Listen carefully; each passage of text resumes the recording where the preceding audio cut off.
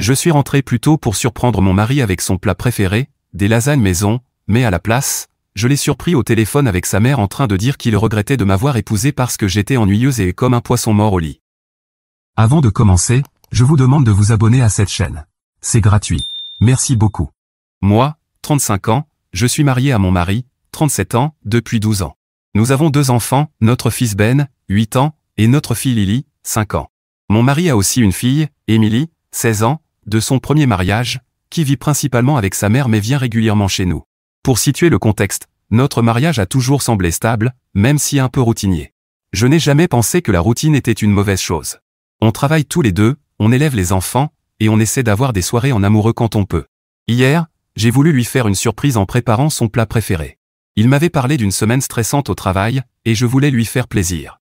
Je suis sorti plus tôt du bureau, j'ai fait des courses, puis je suis rentré à la maison. Sa voiture était déjà dans l'allée, ce qui m'a étonné plus qu'il rentre habituellement plus tard. J'ai pensé qu'il avait peut-être terminé plus tôt lui aussi. Je suis entré discrètement, avec l'idée de me faufiler dans la cuisine pour commencer le dîner sans qu'il me voie. Dès que j'ai franchi le seuil, j'ai entendu sa voix venant du salon. Il était au téléphone. Je ne cherchais pas à espionner, mais il parlait assez fort, et j'ai entendu mon prénom. Il a dit « Je regrette de l'avoir épousée. Elle est tellement ennuyeuse et prévisible, maman. J'ai l'impression de vivre avec une colocataire. Et au lit, c'est un vrai poisson mort. » Je me suis figé dans le couloir, hors de sa vue. Mon cœur battait à tout rompre, et j'ai senti cette boule d'angoisse dans mon ventre. Je suis resté là, incapable de bouger. Il parlait à sa mère, de toutes les personnes possibles, et il déversait tout ce mépris sur moi. Il a continué, je parle avec une collègue au boulot, elle est tout ce que mon prénom n'est pas. Drôle, spontané, elle me comprend vraiment. Ce n'est pas physique, pas encore, mais émotionnellement, je ne me suis pas senti aussi vivant depuis des années. On a un plan pour être ensemble une fois que je partirai. Je n'en peux plus. Mais je ne veux pas faire de scène avant les fêtes. J'attends après le nouvel an pour lui dire que je veux divorcer. Je sais que c'est horrible, mais je ne supporte plus de vivre avec elle une année de plus. Je n'aurais jamais dû épouser quelqu'un comme elle. Je croyais que c'était ce dont j'avais besoin, mais je me sens étouffé. J'ai dû faire un bruit sans m'en rendre compte, car il s'est arrêté net et a dit « Je te rappelle, maman ». La seconde d'après, il est apparu au coin du couloir et m'a vu debout là, le sac de course à la main. Je crois que j'ai même laissé tomber une boîte de pâtes. Il avait l'air choqué de me voir.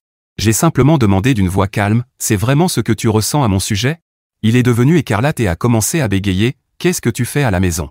Je lui ai dit que j'étais sorti plus tôt pour lui faire à dîner, mais que visiblement j'avais interrompu quelque chose. Il ne disait rien, passait sa main dans ses cheveux, l'air coupable. J'ai répété ce que j'avais entendu « Tu regrettes de m'avoir épousé ? Je t'ennuie à ce point. Tu as une liaison. » Il a d'abord tenté de minimiser. Il a dit « Ce n'est pas ce que tu crois. Je n'ai couché avec personne. Je faisais juste part de mes frustrations à maman parce qu'on a des problèmes. » Ça m'a rendu folle. Quel problème ? Il ne m'a jamais parlé de tout ça directement. C'est vrai que la routine s'était installée, mais on a de jeunes enfants et un travail, la vie n'est pas une fête permanente. Je ne savais pas qu'il s'attendait à ça. Je lui ai dit que j'en avais entendu assez pour comprendre qu'il prévoit de me quitter pour cette collègue. Il ne l'a pas nié. Au lieu de ça, il est devenu défensif, j'allais rien faire tout de suite. Je ne voulais pas gâcher Noël pour les enfants. On peut juste ne pas en parler maintenant ? On traverse les fêtes, et ensuite on discute. J'étais sidéré par son culot, il voulait que je fasse semblant d'être une épouse heureuse pendant Noël et Nouvel An, tout en sachant qu'il était déjà parti dans sa tête et qu'il attendait juste pour filer. Je n'arrivais même pas à le regarder. J'ai dit que je ne jouerais pas la comédie. J'ai demandé qui était cette collègue. Il a admis que c'était une femme de son bureau avec qui il s'était rapproché, qu'il parlait en dehors du travail, en tant qu'ami. Il a insisté, ce n'est pas encore physique. Ce « encore » m'est resté en tête. Comme si le seul problème était une question de timing. La dispute s'est intensifiée. Je reconnais que je n'étais pas calme ou posé. Je lui ai demandé comment il pouvait dire des choses aussi cruelles à mon sujet, surtout à sa mère. Il a levé les yeux au ciel et dit « Mais c'est vrai. Tu as été une mère et une partenaire formidable sur le plan pratique, mais je ne ressens plus l'étincelle. Depuis longtemps. Je ne savais pas comment te le dire. J'ai hurlé quelque chose comme « Donc c'est plus facile de me trahir et de me critiquer dans mon dos que d'avoir une vraie conversation ?» Et il a eu le culot de dire qu'il ne voulait pas me blesser plus tôt. Ridicule. Comme si c'était moins blessant maintenant. Je lui ai dit que s'il voulait partir, alors qu'il parte tout de suite, pas après les fêtes. Les enfants sont jeunes, mais pas stupides. Je ne veux pas jouer la femme parfaite pendant qu'il envoie des messages en douce à sa collègue pleine de fun. À ce moment-là, notre fils Ben est rentré d'un playdate chez un voisin. On s'est immédiatement tu. Mon mari m'a lancé un regard et a murmuré « On en reparlera plus tard ». Puis il est allé saluer notre fils comme si de rien n'était. J'avais l'impression que j'allais exploser, mais je ne voulais pas m'effondrer devant mon enfant. J'ai réussi à me ressaisir et à rester digne pendant le dîner. C'était un supplice de faire semblant que tout allait bien. J'étais silencieuse, écoutant mon mari discuter joyeusement avec Ben de l'école et parler à Lily de son dessin. Il agissait comme si rien ne s'était passé. Moi, je bouillonnais, rejouant ces paroles en boucle dans ma tête, ennuyeuse, poisson mort, je regrette de l'avoir épousé. Après avoir couché les enfants, il a voulu reparler. Il m'a dit qu'on devait être pragmatique et réfléchir à comment gérer ça avec un minimum de perturbation. Il a même eu le toupet de suggérer qu'on continue à vivre ensemble quelques semaines, pour le bien des enfants, et pour ne pas prendre de décision hâtive. Je lui ai répondu qu'il avait pris sa décision le jour où il a commencé à avoir une liaison et à penser que j'étais trop ennuyeuse pour lui. J'ai dit que je ne voulais pas vivre sous le même toit que lui, à faire semblant.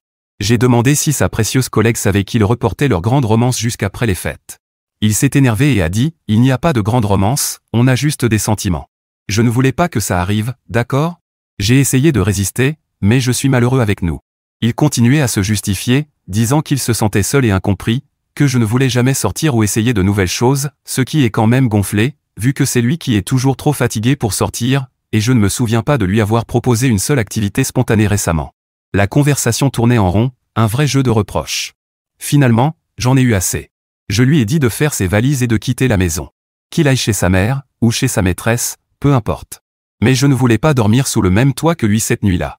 Il a commencé à râler, pourquoi est-ce que ce serait à moi de partir? C'est ma maison aussi. J'ai répliqué, parce que c'est toi qui as décidé d'aller voir ailleurs, peut-être. Je ne vais pas héberger ton remords. J'avoue, j'ai aussi balancé un truc du genre, si je suis si insupportable, va dormir chez quelqu'un de plus palpitant. Pas mon moment le plus glorieux, mais j'étais tellement blessé. Il a bien fait ses valises. Une petite. Avant de partir, il a dit, n'agissons pas de manière irréversible, d'accord? On va se calmer et reparler dans quelques jours. Je lui ai juste dit de partir. Il avait l'air bouleversé, mais plus par la situation que réellement blessé par ce que cela me faisait. En sortant, il a dit, j'appellerai demain pour prendre des nouvelles des enfants. Puis il est parti. J'ai passé le reste de la nuit complètement engourdi. Je n'ai pas fermé l'œil. Ce matin, j'ai dû faire bonne figure devant les enfants, les préparer pour l'école et la garderie. Ils étaient un peu perdus de ne pas voir papa au petit déjeuner, mais je leur ai dit qu'il était parti aider grand-mère avec quelque chose. Et me voilà, une semaine avant Noël. Au lieu de faire des biscuits et d'emballer les cadeaux en famille heureuse, je reçois des appels de ma belle-mère m'accusant d'avoir surréagi. Oui, elle m'a appelé aujourd'hui. Apparemment, mon mari est allé directement chez ses parents. D'après elle, il est dévasté que je l'ai mis à la porte, et j'exagère une petite dispute juste avant les fêtes. Elle m'a littéralement dit, les hommes ont des besoins, ma chérie. Tous les mariages traversent des périodes difficiles. Vous n'auriez pas pu attendre un peu? Pense aux enfants. Je lui ai dit de se mêler de ses affaires, puis j'ai raccroché. Mes propres parents sont furieux pour moi et veulent que je vienne chez eux avec les enfants, mais ils vivent à plusieurs heures d'ici, et je ne veux pas chambouler les enfants juste avant Noël. Je suis encore sous le choc, en train d'essayer de tout digérer. Une partie de moi se demande si j'aurais dû gérer les choses autrement, juste pour que les enfants aient leurs 2 parents à Noël. Mon mari et sa mère pensent clairement que j'aurais dû faire semblant jusqu'après les fêtes, puis envisager le divorce.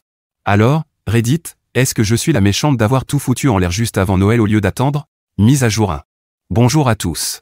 Je ne m'attendais pas à ce que mon post reçoive autant d'attention. J'ai lu beaucoup de commentaires et de messages. Honnêtement, je suis bouleversé par tout ce soutien.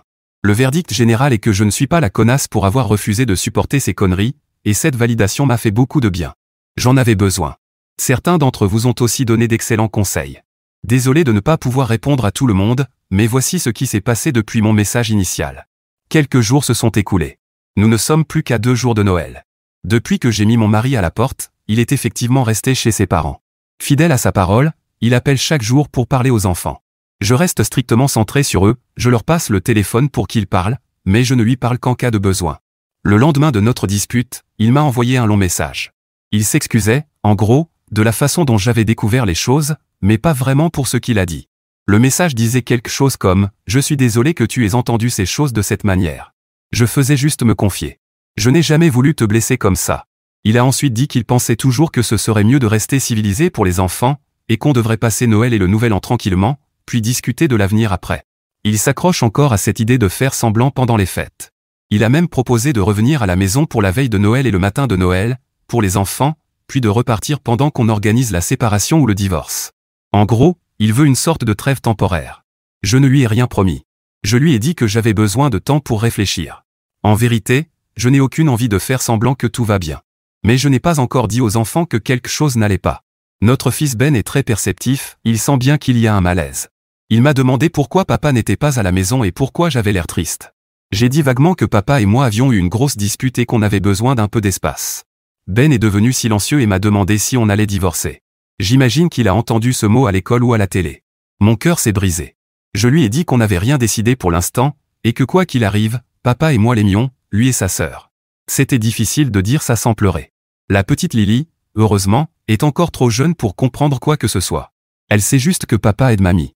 Ce n'est pas un mensonge durable, mais j'essaie de les préserver au moins jusqu'à Noël. Je sais que certains diront qu'il ne faut pas mentir aux enfants, mais je veux qu'ils aient un matin de Noël heureux, sans nuages noirs au-dessus de leur tête. Concernant Noël, le plan actuel, si on peut appeler ça un plan, est en cours d'évolution. Après que je n'ai pas accepté sa première proposition, mon mari m'a demandé si on pouvait se voir, sans les enfants, pour parler. J'ai accepté. On s'est retrouvés hier dans un dîner pour prendre un café. Notre discussion a été tendue. Il a commencé par dire qu'il était désolé de la façon dont j'avais appris tout ça, qu'il n'avait jamais voulu me blesser. Je lui ai fait remarquer qu'il ne m'aurait pas blessé s'il n'avait pas dit ces choses-là ni trahi ma confiance. Il n'a pas vraiment su quoi répondre. Il a dit que le mot liaison était dur, car ce n'était pas physique. Je lui ai dit que la trahison émotionnelle était tout aussi douloureuse pour moi. On a discuté de la suite. J'ai été très clair, je veux divorcer. Je lui ai dit franchement que je ne peux plus lui faire confiance et que je ne suis pas intéressé par la reconstruction d'un mariage qu'il a déjà jugé insatisfaisant. Il a tenté de protester, j'allais t'en parler. On pourrait peut-être essayer une thérapie. Mais il le disait sans aucune conviction. On aurait dit qu'il cochait une case, juste pour dire qu'il avait essayé. J'ai abordé le sujet de la collègue. Je lui ai demandé s'il lui parlait toujours. Il s'est mis sur la défensive et a dit « Ce n'est pas pertinent pour notre coparentalité, la coparentalité ». Il utilise déjà ce vocabulaire. Je lui ai dit que c'était très pertinent pour moi, surtout s'il pense passer Noël avec nous. Je lui ai demandé s'il comptait la voir pendant les fêtes. Il a dit « Je vais rester chez mes parents pendant les fêtes. Je ne la verrai pas, si c'est ça qui t'inquiète. » Il n'a pas exactement dit qu'il coupait les ponts. Honnêtement, je doute qu'il le fasse. Finalement, on a convenu d'un arrangement temporaire pour Noël, le jour de Noël, il pourra venir le matin pour voir les enfants ouvrir leurs cadeaux et rester quelques heures. Mais il ne passera pas la nuit du réveillon chez nous ni ne jouera au mari parfait. Je lui ai dit que je suis prête à être cordiale pendant un temps limité, juste pour que les enfants aient leur matin de Noël avec leurs deux parents, mais c'est tout. Il a accepté et m'a dit qu'il m'en était reconnaissant. Après cette rencontre, je me suis senti vidé. Ce n'est pas comme ça que j'imaginais passer Noël, planifier un horaire avec mon mari comme s'il était un oncle éloigné. Mais ça semble être un compromis raisonnable, centré sur les enfants. J'ai posé quelques conditions. On reste poli et respectueux devant les enfants. Pas d'échange de cadeaux entre lui et moi. Il s'en va en début d'après-midi pour aller dîner avec sa propre famille ou faire ce qu'il veut.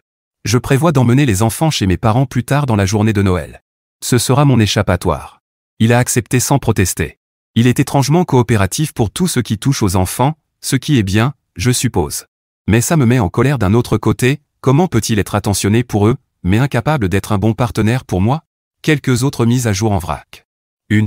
Juridique, j'ai parlé à un avocat spécialisé en divorce, merci à la personne qui a conseillé de le faire au plus vite. J'ai un rendez-vous juste après le Nouvel An pour discuter officiellement de tout ça et probablement lancer la procédure. Pour l'instant, l'avocat m'a conseillé de ne pas faire de gros mouvements financiers, sauf pour sécuriser mes revenus. J'ai déjà un compte séparé pour mon salaire, mais nous avons des économies communes que je devrais peut-être protéger. L'avocat a dit que puisque c'est lui qui avait quitté volontairement la maison, je n'étais pas obligé de le laisser revenir, et que je ne devais surtout pas partir non plus, cela pourrait influencer qui obtiendra la maison. Il faut maintenir le statu quo jusqu'à ce que des démarches légales soient mises en place. 2. Situation de vie, il est toujours chez ses parents et a emporté plus de vêtements et d'affaires personnelles là-bas. On dirait qu'il ne prévoit pas de revenir vivre ici, et ça me va très bien. J'ai changé les serrures le lendemain de son départ, mais je l'ai fait surtout pour ma tranquillité d'esprit. Mon mari est au courant, il a essayé sa clé, puis il m'a appelé. Je lui ai dit que je serais heureuse de le laisser entrer si besoin, mais que je n'étais pas à l'aise avec l'idée qu'il vienne et parte comme bon lui semble. Il n'était pas content, mais il n'a pas insisté. 3. Belle famille et famille, ma belle-mère m'a enfin laissé tranquille après que je lui ai raccroché au nez. Elle m'a tout de même envoyé un texto passif-agressif disant qu'elle priait pour notre famille en ces temps difficiles. Peu importe. Mes parents à moi me soutiennent pleinement. Ma mère est furieuse contre mon mari, et mon père a proposé de venir lui parler. Je leur ai dit que je gérais et que je viendrais les voir le jour de Noël pour que les enfants retrouvent un semblant de normalité, et pour que je sois entouré de gens qui m'aiment réellement. Je suis encore très secoué, mais je tiens le coup pour les enfants. Les nuits sont les pires, je repasse tout dans ma tête. C'est étrange, un moment je suis effondré, l'instant d'après je suis en colère. Parfois, Je ressens même une forme de soulagement amer, au moins, maintenant je connais la vérité. Ne pas savoir pourquoi il était distant, ou ce qu'il pensait vraiment de moi, me faisait douter de ma propre santé mentale. Maintenant je sais. Et oui, ça fait mal, mais au moins je ne suis pas folle d'avoir senti que quelque chose n'allait pas. Voilà où on en est. Noël approche à grands pas. Je vous tiendrai au courant après les fêtes s'il se passe quelque chose de notable. Mise à jour 2. J'avais l'intention de donner des nouvelles plus tôt, mais la vraie vie a pris le dessus. Cette communauté a été incroyablement bienveillante, et je me sens redevable envers tous ceux qui ont suivi mon histoire. D'abord, Noël. Ça s'est plutôt bien passé, compte tenu des circonstances. Comme convenu, mon mari est venu le matin de Noël. J'étais très anxieuse à l'idée de sa venue, mais quand il est arrivé, on est tous les deux restés très polis. On était clairement en mode on fait bonne figure pour les enfants. On a réussi à sourire et à se concentrer sur Ben et Lily qui ouvraient leurs cadeaux. Les enfants étaient ravis d'avoir papa et maman là ensemble, et je crois qu'ils n'ont pas perçu l'attention. On est resté dans le registre léger. Il est resté environ 3 heures. J'ai fait du café et mis des roulés à la cannelle pour le petit déjeuner. On a échangé des banalités sur l'excitation des enfants, etc. À un moment, je l'ai surpris à regarder autour de lui dans le salon avec un air nostalgique, peut-être qu'il réalisait que c'était la dernière fois qu'on ferait ça tous ensemble. Qui sait? Je ne lui ai pas demandé ce qu'il pensait, je ne voulais pas savoir de peur de craquer émotionnellement. Avant qu'il parte, j'avais expliqué aux enfants que papa allait ensuite chez mamie pour le dîner de Noël, et qu'on irait plus tard chez Nana et Papy. Les enfants étaient un peu tristes. Lily voulait que papa reste jouer avec ses nouveaux jouets. C'était déchirant. Il lui a promis qu'il viendrait jouer dans quelques jours. Ben, mon fils de 8 ans, a compris qu'il se passait quelque chose. Il a juste pris son père dans les bras sans dire un mot. J'ai vu des larmes dans les yeux de mon mari quand il les a quittés. Il m'a regardé et a dit doucement « Merci de m'avoir laissé venir ». J'ai juste hoché la tête. Pas de fin réconfortante, mais pas de drame non plus. Après son départ, j'ai emmené les enfants chez mes parents et on y est resté quelques jours. Ça m'a fait un bien fou. Mes parents ont couvert les enfants d'attention et m'ont laissé souffler un peu. J'ai eu un petit craquage le soir de Noël en pleurant dans les bras de ma mère une fois les enfants couchés. Le lendemain, je m'étais ressaisi. Mes parents ne m'ont pas forcé à parler plus que je ne le voulais. Ils m'ont simplement encouragé à mener ce divorce jusqu'au bout et à ne pas le laisser faire traîner ou retourner la situation. Nouvel an, on était de retour à la maison. Mon mari, je continue de l'appeler ainsi, mais dans ma tête c'est déjà ex, a demandé à voir les enfants le jour de l'an. J'ai accepté. Il les a emmenés déjeuner et voir un film. J'ai eu la maison pour moi quelques heures, ce qui m'a paru étrange. J'ai réalisé que c'était en gros la première fois que j'étais seul depuis que tout avait commencé. Et ça m'a frappé, j'aurai beaucoup plus de moments seuls à l'avenir quand on aura établi un calendrier de garde. Réalisation douce amère. J'adore mes enfants, et l'idée de ne pas les avoir à chaque moment spécial me brise le cœur, mais j'ai aussi entrevu la possibilité d'avoir enfin du temps pour moi, ce qui ne m'était pas arrivé depuis des années. Côté légal, comme prévu, j'ai vu mon avocate début janvier. Elle est excellente, directe et expérimentée. On a tout passé en revue, finances, biens, enfants, etc. Ça ne sera pas simple. On a une maison avec un prêt, un peu d'épargne, des comptes retraite, 2 voitures. On travaille tous les deux à temps plein, mais lui gagne nettement plus que moi. L'avocate m'a dit que je pouvais divorcer pour adultère ou pour différends irréconciliables. Dans tous les cas, cela n'influera probablement pas sur le partage des biens ou la garde, sauf si je veux pousser l'argument de l'infidélité pour obtenir un avantage. J'ai décidé de ne pas salir les choses davantage. Je veux simplement tourner la page proprement et équitablement. Le divorce a été officiellement déposé il y a environ 2 semaines. Je l'ai prévenu pour ne pas qu'il soit pris de court au travail en recevant les papiers. Je les ai fait transmettre via mon avocate à la sienne. Oui, il a aussi pris un avocat, je m'y attendais. Honnêtement, je suis soulagé qu'il ne fasse pas traîner les choses ou ne conteste pas le divorce lui-même. Il semble vouloir aller au bout lui aussi, même si on n'est pas d'accord sur certains points. Garde des enfants, on vise une garde partagée, mais les détails posent problème. Je veux la garde physique principale, que les enfants vivent avec moi, et qu'ils les aient un week-end sur 2, plus un dîner en semaine par exemple. Lui veut une garde 50-50e. Ça m'a surprise, car il n'a jamais été très impliqué dans le quotidien. Il adore les enfants, mais c'est toujours moi qui ai géré l'école, les rendez-vous médicaux, la PTA, les sorties, etc., surtout à cause de ses horaires de travail chargés. Je soupçonne que sa demande de garde égale soit liée à l'argent, comme l'a confirmé mon avocate, s'il a les enfants à mi-temps, il paiera beaucoup moins, voire pas du tout, de pension alimentaire. C'est notre premier vrai point de friction. Par avocats interposés, je lui ai dit que je ne pensais pas qu'une garde alternée soit réaliste vu son travail.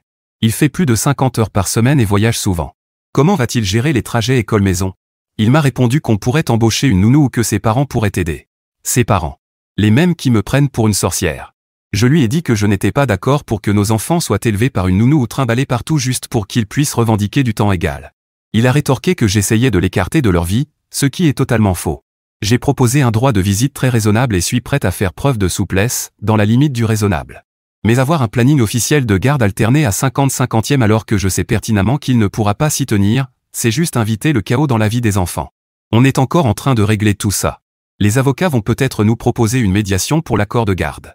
En attendant, on a mis en place un arrangement temporaire, il voit les enfants un week-end sur 2, en journée seulement, pas encore de nuit, ils ne sont pas encore allés dormir chez lui, et un soir par semaine pour le dîner. Jusqu'ici, il a respecté ça et ça s'est bien passé. Les enfants sont contents de le voir, mais après, Ben devient grognon avec moi. Je pense qu'il essaie de gérer une certaine colère ou de la confusion. Je les ai inscrits à quelques séances avec un thérapeute pour enfants, encore une super suggestion venue des commentaires. C'est toujours en cours, mais le thérapeute m'a dit que les enfants allaient aussi bien que possible dans les circonstances, et il nous a conseillé de garder les routines aussi stables que possible. Quant à la collègue, la fameuse partenaire, beaucoup d'entre vous ont demandé ce qu'il en était. Eh bien, à ce que je sais, ils sont toujours ensemble. Je suis presque certaine que c'est devenu physique maintenant, ou en tout cas ils sont officiellement en couple. Quelques indices, mon mari vit dans un petit appartement en location, il n'est pas retourné vivre chez ses parents après les fêtes, il a pris un logement à lui. J'ai déposé les enfants là-bas une fois pour son week-end de garde, et j'ai remarqué des affaires de femmes dans l'appartement, une deuxième brosse à dents dans la salle de bain. Il n'a présenté personne aux enfants, donc je ne leur ai rien dit. Mais je sais qu'elle est dans les parages. On n'a pas encore eu la conversation à propos du moment où présenter un nouveau partenaire aux enfants. Je redoute ce moment. J'espère qu'il aura le bon sens d'attendre un bon moment. Légalement, je ne peux pas l'empêcher de leur présenter quelqu'un, sauf s'il y a un danger, mais j'ai l'intention de lui en parler calmement, pour lui expliquer que ce serait néfaste de leur imposer ça trop tôt. Il s'adapte encore à notre séparation. Fait intéressant, j'ai reçu un message Facebook d'une personne de son bureau, une connaissance à nous, une collègue que j'ai croisée lors de fêtes de fin d'année. Elle m'a écrit en gros qu'elle était désolée d'apprendre notre séparation et que je méritais mieux. Ce n'était pas dit explicitement, mais j'ai compris entre les lignes que les rumeurs au bureau vont bon train et que tout le monde sait qu'il est avec la collègue. Donc je suppose qu'il ne cache plus rien au travail. Peut-être qu'ils se montrent même ensemble à des événements. Je ne sais pas, j'ai pris mes distances avec tous les cercles sociaux qu'il inclut. Sur le plan financier, on est aussi en train de tout régler, l'argent, les biens. On a décidé de vendre la maison, parce qu'aucun de nous ne peut se la permettre seul, sauf si j'obtenais une pension alimentaire énorme, ce que je ne considère pas comme acquis. Ça me rend triste, c'est la maison dans laquelle mes enfants ont grandi, mais en réalité, elle est trop grande pour moi seul avec eux. On prévoit probablement de la mettre en vente après la fin de l'année scolaire, pour éviter un déménagement en plein milieu. En attendant, je reste dans la maison et je paie l'hypothèque. Diviser les biens, c'est une galère, mais heureusement, on ne se dispute pas pour chaque petite chose. Il m'a laissé la voiture que j'utilise principalement, et il a gardé la sienne. On a déjà divisé la plupart des comptes bancaires, il n'a rien contesté à ce sujet. Là où ça coince, c'est qu'il essaie de dire qu'une partie de sa prime annuelle ne devrait pas être considérée comme un bien commun parce qu'elle a été versée après notre séparation. Mon avocate s'y oppose, parce qu'elle a été techniquement gagnée pendant le mariage. Ça risque d'être un point de négociation entre les avocats. Pendant tout ce temps, mon futur ex-mari et moi communiquons principalement par email ou via nos avocats. Il y a eu quelques fois où on s'est parlé en personne lors des échanges des enfants, et c'était civilisé, juste un peu gênant. Il s'est excusé à nouveau une fois. Il m'a dit « Je suis vraiment désolé pour tout, je n'ai jamais voulu te blesser. » Je n'ai pas vraiment su quoi répondre. J'ai juste dit « C'est comme ça. Concentrons-nous sur les enfants. » Il avait l'air un peu triste, mais à ce moment-là les enfants sont arrivés en courant et la conversation s'est arrêtée là. Je ne dirais pas qu'il se bat contre le divorce à ce stade. Il sait que c'est inévitable. Mais il se bat pour obtenir un maximum de temps avec les enfants et pour ne pas se faire avoir financièrement. Ce qui est compréhensible, je suppose. J'essaie d'être juste, tout en défendant mes droits et ceux des enfants. C'est un équilibre difficile à trouver. Une dernière chose, j'ai fini par discuter brièvement avec sa première ex-femme. On ne s'était parlé que quelques fois auparavant. Elle m'a appelé après avoir appris ce qui s'était passé par Émilie.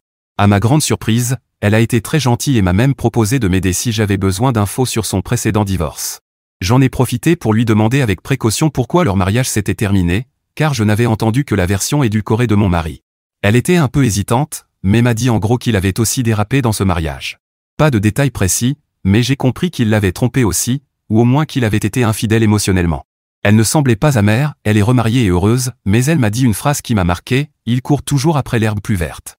J'ai toujours pensé qu'un jour il se rendrait compte de ce qu'il avait perdu, mais ce serait trop tard. Ça m'a bizarrement réconforté. Ce n'est pas moi, c'est lui. Si je suis ennuyeuse et prévisible, eh bien, la première épouse l'était aussi à un moment donné, et probablement que tout partenaire stable le devient quand la vraie vie commence. Je suis sûr que sa nouvelle aventure semble excitante en ce moment, mais donnez-leur du temps, avec les factures et peut-être des enfants qui crient, a-t-elle des enfants? Je ne sais même pas, et elle deviendra ennuyeuse à ses yeux aussi. Mais bon, ce n'est plus mon problème. Voilà donc où en sont les choses, sans mauvais jeu de mots. Le divorce est en cours, tout est civil en surface mais tendu en dessous. J'essaie de rester occupé, je travaille toujours à plein temps, je m'occupe de mes loulous, et je compte sur mes amis et ma famille pour me soutenir. C'est difficile, je ne vais pas mentir. Certains matins, je me réveille et pendant une fraction de seconde j'oublie tout ça, je pense qu'il est encore à côté de moi ou que j'avais prévu quelque chose pour nous deux, puis je me souviens que je suis seul maintenant. D'autres jours, je me sens étrangement pleine d'espoir à l'idée de repartir à zéro une fois que tout ça sera derrière moi. Je continuerai à donner des nouvelles au fur et à mesure. J'espère que la prochaine mise à jour sera celle où le divorce est finalisé, ou s'il se passe quelque chose d'inattendu. Merci encore à tous de m'avoir écouté et soutenu. Sincèrement, vos encouragements, même les avertissements fermes, comme ceux qui m'ont poussé à ne pas céder sur la garde, m'ont été d'une aide précieuse.